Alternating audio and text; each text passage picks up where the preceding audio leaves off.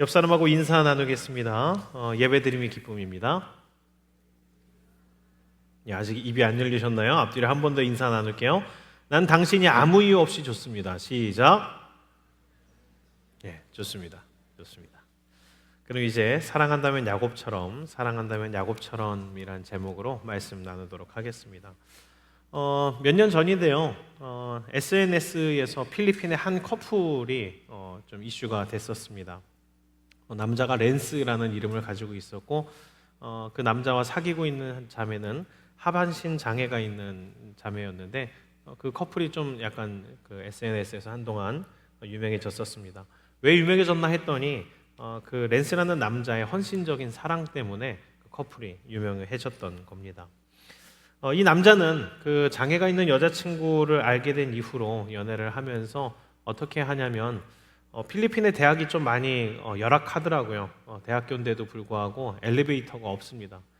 그래서 엘리베이터가 없어서 그 장애가 있는 여자친구는 강의를 듣기가 너무 힘든 거예요. 그런데 이 남자가 그 수업 시간 때마다 바뀔 때마다 반으로 찾아와서 그 여자를 업고 다른 곳으로 강의실로 데려다주고 다시 자기 공부하러 갔다가 수업이 다시 시작되면은 또 바뀔 때마다 와서 안아서 데려다주고 가고를 계속 몇 년째를 반복을 하고 있다라는 겁니다. 이 남녀 커플에 대한 연애에 대해서 남자 쪽의 부모님은 되게 싫으셨나 봐요. 그래서 이 아들에게 계속 연애를 할 거면 모르는 채 하겠다. 연을 끊자라고 했는데도 이 남자는 그 모든 집안의 연과 학비가 끊어질지라도 사랑하는 이 여자를 포기할 수 없다라고 하면서 경제적으로나 그런 물질적으로나 정서적으로나 그 모든 지원이 끊기더라도 죄송하지만 나는 이 여자와 함께 있겠다라고 전언을 하면서 굳이 어려운 생활을 택했습니다. 그래서 남자가 원래는 어려운 집안도 아니라서 모든 학비를 지원을 받았었는데 이 여자와의 연애를 위해서 사랑을 위해서 아르바이트를 하는 겁니다. 낮에는 그렇게 여자친구를 하루 종일 업고 강의실을 돌아다니고 저녁에는 식당 아르바이트를 하면서 고군분투하는데도 되게 신기한 건 이 남자가 계속 싱글벙글이라는 거예요. 표정이 나쁘지가 않은 거예요. 그래서 이제 인터뷰하는 쪽에서는 인터뷰까지 했어요. 생활이 많이 힘들어 보이는데 괜찮습니까? 하니까 이 남자가 그렇게 얘기합니다. 자기는 지금 행복하답니다. 그래서 뭐가 그렇게 행복한가요? 했더니 이 남자가 딱 이 말을 했습니다. 그 여자를 사랑하기 때문입니다.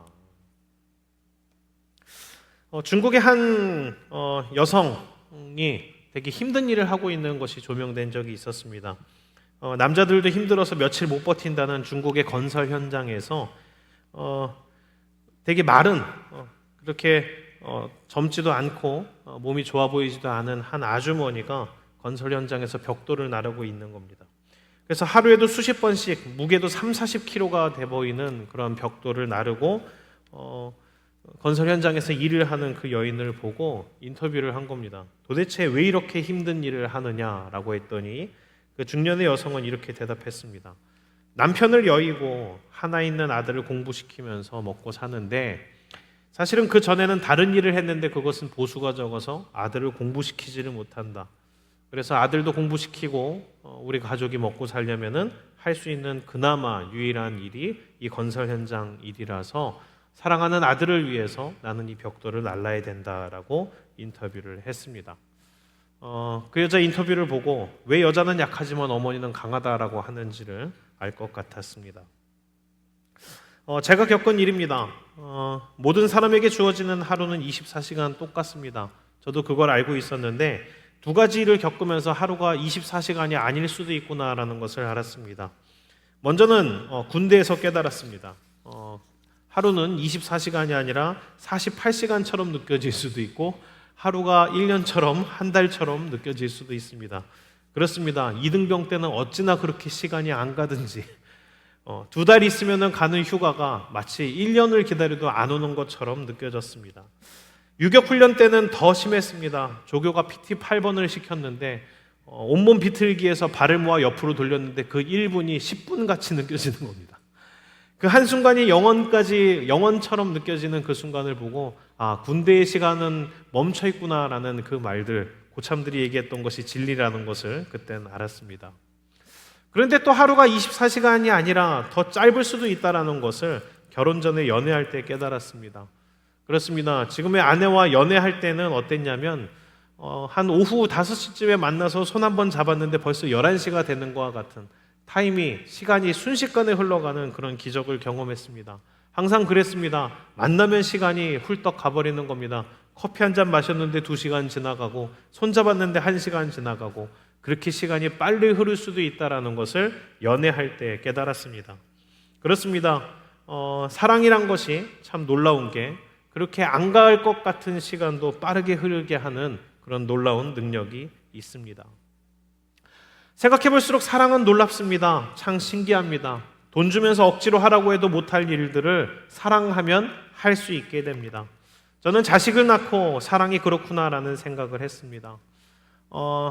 우리 큰아들이 아기 때 그 아들을 물끄미 얼굴을 보면서 그 생각을 했습니다. 이 전까지는 무엇도 내 목숨보다 더 소중한 것은 없다라는 생각을 해봤는데 그 작은 핏덩이 안고 있을 때 나도 모르게 문득 그 생각이 드는 겁니다. 만약에 지금 내가 안고 있는 이 아들을 위해서 내가 목숨을 버려야 될 일이 있다면, 혹시나 내 아들이나 내 딸이 심장이 아파서 이식수술 해줘야 되는데 아버지 심장이 잘 맞습니다 라고 하면 내가 과연 갈등을 할까? 라는 생각을 해봤는데 자식을 앞두고는 갈등이 되지 않는다라는 생각이 들었습니다. 그렇구나. 자식 살리려고 하면은 나 같은 사람도 되게 이성적이거든요. 나 같은 사람도 갈등 없이 내 목숨 줄 수 있겠구나라는 생각 해봤습니다. 그렇습니다. 이게 부모의 사랑이라는 겁니다. 그리고 생각해보니 그렇습니다. 하나님도 어떻게 우리같이 부족한 사람들을 위해 십자가에 못 박히실 생각을 하셨을까? 어떻게 우리 같은 사람들을 위해 죽어주셨을까라고 생각이 들었는데 다른 이유가 없습니다. 우리가 하나님 자녀들이니까, 하나님께서 우리를 사랑하시니까 그렇게 하셨던 겁니다. 오늘 말씀에는 야곱이 나옵니다. 루스에서 돌베개 베고 자다가 하늘로 이어진 사다리의 꿈을 꾸고는 하나님의 함께하심, 보호하심을 체험하고 그곳을 베델이라고 이름을 지었습니다. 그리고 고생하며 하란 땅 근처까지 온 야곱은 하나님의 은혜로 순조롭게 라반의 딸인 라헬을 만났습니다. 그리고 이제 외삼촌 라반의 집에서 살면서 야곱은 라반의 둘째 딸 라헬에게 어느새 반하게 되었습니다. 그리고 다행히 라헬도 야곱에게 마음이 있었던 것 같습니다. 라반이 이제부터 품삯을 정해서 그냥 무료로 일하지 말고 한 달 정도 일하는 거 너 지켜봤는데 너 참 괜찮다, 일 잘한다, 이제는 정식으로 품삯을 받으면서 일해라 라고 했더니 야곱이 기회다 생각하며 라반에게 이렇게 청원합니다. 라헬을 주십시오. 전 다른 거 필요 없습니다. 외삼촌 라헬을 주십시오. 라반 역시 좋다고 허락했습니다. 그런데 그 이후 오는 현상이 중요합니다. 야곱은 라헬과의 결혼을 허락해주는 조건으로 라반이 얘기하기도 전에 이렇게 얘기합니다. 삼촌 라헬만 저에게 주시면 제가 7년 동안 당신을 위해서 일하겠습니다. 7년이라는 시간 사실 꽤 긴 시간입니다. 노동의 삭수로만 따져도 7년치 봉급은 결혼에 대한 조건으로 상당히 과한 겁니다. 그러나 그에 대해서 야곱은 흥정하려 하지 않고 기꺼이 과하게 지불하려 합니다. 왜 그랬을까요?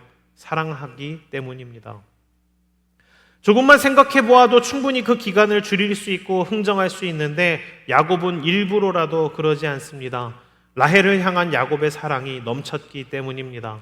누가 뭐라 하지 않아도 흘러넘치게 값을 치른 겁니다. 이것이 바로 사랑할 때 나오는 현상입니다. 그리고 더한 것은 이겁니다. 야곱은 그 후에 그 일하는 7년의 시간을 전혀 지루해하거나 아까워하거나 하지 않습니다. 7년을 수일같이 느꼈다고 기록하고 있습니다. 왜일까요? 야곱이 그만큼 뜨겁게 라헬을 사랑했기 때문입니다. 그렇습니다. 연애할 때 종종 일어나는 현상이죠. 꿈같이 그 시간이 순식간에 흘러가 버린 겁니다. 이전에 야곱은 하나님의 축복을 얻기 위해 계획을 짰고 애를 썼었습니다. 그 모든 과정들은 긴장되었었고 두려웠었고 피해자를 만들어냈습니다. 그리고 그 가운데 분노와 증오 그리고 분열이 생겼습니다. 그리고 아마도 이삭의 축복 기도를 받은 뒤 눈치를 살피면서 지냈던 그 기간, 자기의 안락하고 편안해야 했던 그 집에서 이삭으로부터 축복을 받은 뒤에 지냈던 그 기간은 어땠을까요? 아마 에서의 눈치를 보면서 하루가 몇 년같이 느껴지는 그러한 시간이었을 겁니다.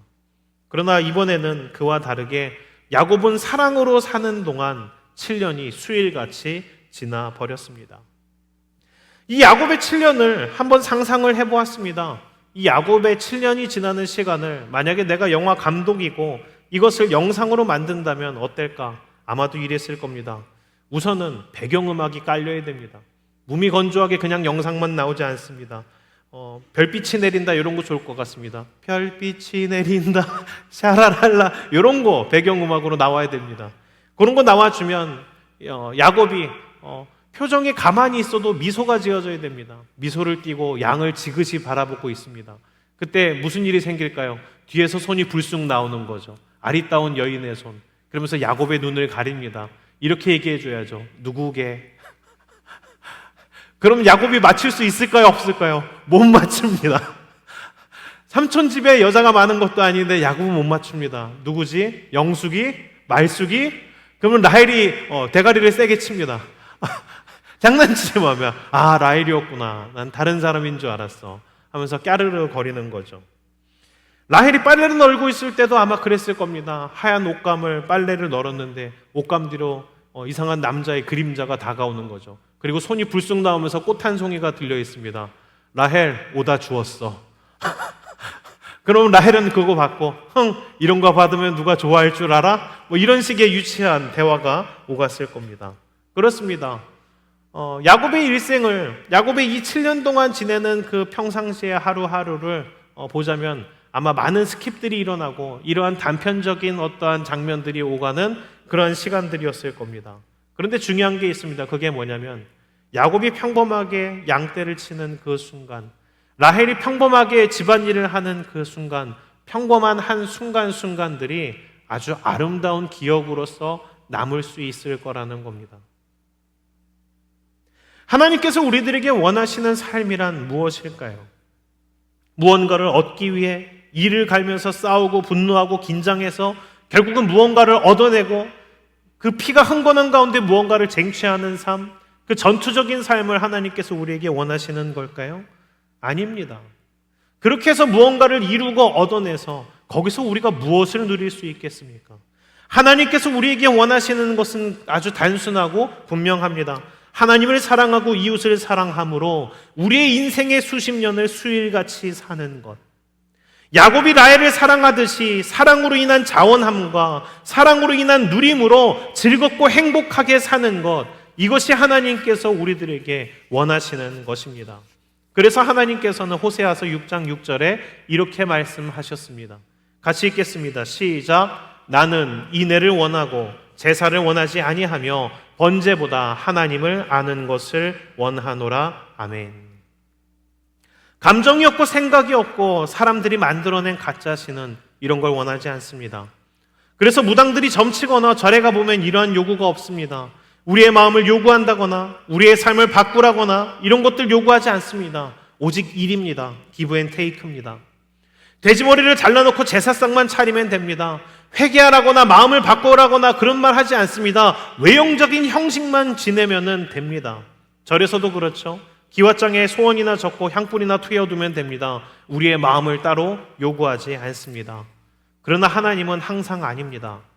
마음 없이 중심 없이 드리는 예배를 원하지 않습니다. 그냥 앉아만 있다가는 예배를 인정하지 않으십니다. 호세아서 말씀과 같이 제사가 아니라 사랑을, 번제를 드림보다 하나님을 아는 것을 하나님께서 원하십니다. 하나님께서 제사가 아니라 우리의 사랑을 원하시는 것을 생각해 보면 우리의 예배드림과 우리의 사역하는 모습은 반드시 달라져야 될 부분이 있습니다. 때우듯이 드리는 예배, 하나님과 아무 상관없이 지내는 일상, 마음은 빠진 채로 구경만 하거나 입만 뻥끗거리는 찬양, 그것들은 온전한 삶, 하나님께서 기뻐하시는 예배가 아닌 겁니다. 그렇습니다. 하나님께 드리는 예배에도, 이웃을 섬기는 봉사에도 하나님께서 보시고자 하는, 받으시고자 하는 가장 근본된 중심, 그것은 바로 사랑입니다. 지난주에 우리 청년 선교팀이 태국을 다녀왔습니다. 근데 태국에 방문했을 때 첫날부터 선교사님이 우리에게 너무나 뜻깊은 말씀을 해주셨습니다. 선교사님께서 고백하시기를 선교사님은 연초부터 우리 청년팀이 온다는 이야기를 듣고 매우 기뻐하시며 기대를 많이 하셨답니다. 어른 선교팀과는 그래도 다르게 많은 다양한 사역들을 해볼 수 있고 도전할 수 있겠다라는 생각이 있어서 선교사님은 꿈에 부풀어서 이런 사역을 할까 저런 사역을 할까, 이 동광교회 청년들을 통해서 이런 일이 일어났으면 좋겠다 저런 일이 일어났으면 좋겠다 많은 소망을 품고 기도를 하셨답니다. 그래서 여러 가지 구상을 하면서 계속해서 기도를 하는데 기도의 내용이 바뀌더라는 겁니다. 하나님, 이런 사역을 이루어 주세요. 동광 청년을 통해서 이런 일이 일어나도록 해주세요. 계속 기도했는데 하나님이 그게 아니다라고 말씀하시더랍니다. 그리고 기도의 제목이 완전히 바뀌었답니다. 그래서 이렇게 기도가 되더랍니다. 하나님, 동광교회 청년 선교팀이 이곳에 와서 사역보다는 하나님이 주시는 은혜를 많이 받도록 해 주십시오. 이곳에서 하나님의 마음을 알고 품도록 해 주시고 우리 동광교회 청년팀이 태국과 북한 동포들에 대한 마음을 갖도록 해 주십시오. 이렇게 기도의 제목이 바뀌었답니다. 첫날 만났을 때 그 이야기를 하시는 그 선교사님의 고백을 통해서 사실 제가 제일 뜨끔했습니다. 제 안에 그저 일할 생각만 가득하고 무언가를 해내고 가야 된다는 생각이 사실 가득했었기 때문입니다. 그래서 태국 나콤파놈을 향한 그 마음보다는 그냥 어떤 일을 하고 가고 내가 어떤 기록을 남기나 이 생각만 하고 있었다라는 것을 선교사님의 고백을 통해서 깨달았습니다. 감사하게도 하나님께서 방향이 틀려있던 우리 선교팀의 방향을 첫날부터 너무나 잘 잡아주셨습니다. 그리고 선교사님의 오랜 기도의 응답으로 우리 청년들이 단순하게 일만 하고 돌아온 게 아니라 선교사님과 마음을 나눌 수 있었고 그 태국에 대한 마음을 간직할 수 있었고 북한 동포들에 대한 마음을 가지고 돌아올 수 있었습니다. 그렇게 하나님께서 사역뿐만 아니라 놀라운 은혜를 주시고 주님의 마음을 주셔서 하나님의 마음을 태국을 향한 북한을 향한 그 선교사님을 향한 하나님의 마음을 알고 돌아오게 해주셔서 더욱더 감사와 은혜가 넘치는 선교의 기간이었습니다. 그렇습니다. 선교도 그렇고요. 교회의 일도 그러하며 우리의 삶도 그러합니다. 어떠한 일을 얼마나 많이 해내느냐보다 관계가 중요합니다. 사랑이 중요합니다. 우리의 신앙함의 본질 자체가 하나님 사랑, 이웃 사랑입니다. 아는 친구 중에 선교사가 있습니다. 80년생 동갑인 선교사님인데 그 선교사는 젊어서부터 아프리카 탄자니아에 선교사로 다녀왔습니다. 태국, 필리핀 이런 곳도 힘들겠지만 아프리카 쪽 탄자니아 같은 곳은 사실 정말 생고생입니다. 그런데 그는 누구도 알아주지 않고 돈도 생기지 않으며 가족조차 생고생을 할 그 탄자니아에 가서 자기의 젊음을 바치고 왔습니다. 탄자니아에 있는 청년들에게 태권도와 교육을 가르치며 더불어 복음을 전하는 일을 했습니다. 탄자니아는 고온다습하고 치안이 좋지 않습니다. 실생활에 있어서 불편한 게 이만저만이 아닙니다. 인터넷 속도는 상상 못할 만큼 느립니다. 그렇기 때문에 탄자니아에서의 한두 달이 아닌 이민해서 눌러 사는 것은 저로서는 상상 못할 고생입니다. 그럼에도 불구하고 그 친구는 그곳으로 갔고 그곳에서 불평하며 투덜투덜대고 일하는 것이 아니라 그 모든 생활을 즐겁게 감당하고 돌아왔습니다. 그 친구가 고백하기를 어느 날은 한국에 있는 누군가가 그 선교사에게 질문을 했다고 합니다. 약간 좀 나이가 있으셨던 어르신인 것 같아요. 어떻게 그렇게 젊은 나이에 그곳으로 갈 생각을 했냐? 그리고 너 그렇게 거기에서 젊음을 바치고 오면 한국에 아무 기반도 없는데 나이 들어서 너 어떡하려고 그러냐? 이렇게 질문했을 때 그 친구는 이렇게 대답했습니다. 저는 예수님을 사랑하기 때문에 탄자니아에 왔습니다. 저는 제가 쓸 거 다 쓰고 남는 거 드리는 건 사랑이 아니라고 생각했습니다.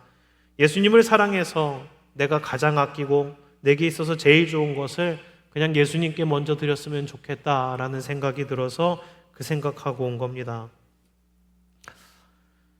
그 선교사의 대답은 단순했습니다. 왜 갔냐? 왜 고생하냐? 거기에 대한 대답은 이겁니다. 예수님을 사랑하니까. 그는 그 모든 사역을 예수님 사랑하니까 한답니다. 예수님에 대한 사랑이 넘쳐서 그냥 그곳에서 복음을 전하는 순간이 좋답니다. 한국에 있을 곳이 없어서 떠밀려 간 것도 아니고 그곳에서 뭔가 얻어낼 다른 것이 있어서 간 게 아닙니다. 그냥 주님 사랑하는 마음이 넘쳐서 그곳에 갔다는 겁니다. 그래서 그런지 그 친구 사역할 때 특징이 있었습니다. 뭐냐면 치열하지 않습니다. 사역 보고를 재밌게 합니다. 밝고 명랑합니다. 원래 밝은 친구라 그런지 여러 가지를 패러디하며 애들이 장난치며 노는 것 같이 했는데 그것을 볼 때 참 재밌습니다. 저 역시 기분이 좋아집니다. 그런데 그 친구가 했던 사역은 보통은 아닙니다. 탄자니아 현지에 교회를 여러 개를 세우고 제자들을 세워서 태권도를 가르치고 복음을 가르쳐서 제자를 든든하게 세워놓고 왔습니다. 무엇보다도 그 일들을 기쁘게 감당했다라는 게 참 멋집니다. 그리고 존경스럽다는 생각이 들었습니다. 말씀을 정리하도록 하겠습니다. 이제 우리 함께 스스로 질문해보고 생각해봤으면 좋겠습니다. 여러분들의 예배는 어떠십니까? 여러분들의 신앙생활은 어떠십니까? 찬양을 하고 말씀을 듣고 기도를 하는 그 순간들이 어떻게 느껴지십니까? CF 중에 그런 말이 있습니다.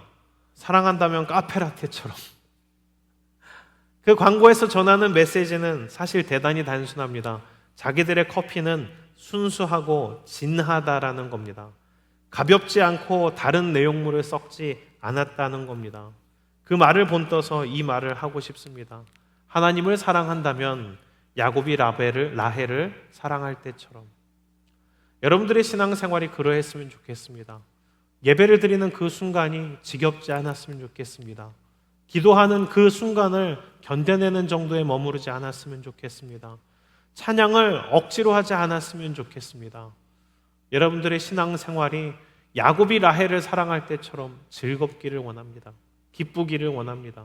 여러분들의 마음이 하나님께 드려지고 여러분들이 하나님의 마음을 알아서 가슴 벅차기를 원합니다. 하나님께서 받으시고자 하는 예배는 그런 예배입니다. 하나님께서 우리의 인생 가운데 바라시는 삶이 그러한 삶입니다. 하나님을 사랑하고 이웃을 사랑함으로 우리의 인생 70-80이 수년같이 수일같이 지나가는 것, 그것이 하나님께서 우리에게 바라시는 겁니다. 아주 예전에 유행했던 도깨비라는 드라마가 있었습니다. 거기서 남자 주인공 공유가 여자 주인공에게 했던 대사가 화제가 됐었습니다. 그 대사가 이겁니다. 제가 되게 좋아하는 대사입니다. 그 공유가 여주인공한테 이렇게 얘기합니다. 너와 함께한 시간 모든 것이 눈부셨다. 날이 좋아서, 날이 좋지 않아서, 날이 적당해서 모든 날이 좋았다. 그렇습니다. 주님을 사랑하면 그 사랑 안에 온전히 거하면 모든 시간이 눈부십니다. 날이 좋아서, 좋지 않아서, 적당해서. 초가나 궁궐이나 높은 산이나 거친 들이나 모든 순간이 좋은 겁니다. 그렇게 그 모든 날을 눈부시게 수일같이 살아가는 우리 모두가 되길 바랍니다. 주님 사랑함으로 그 사랑이 넘침으로 7년을 수일같이 보냈던 야곱과 같이 그 인생을 수일같이 보내는 우리 모든 승리 공동체 청년들 되시길 주의 이름으로 축원합니다.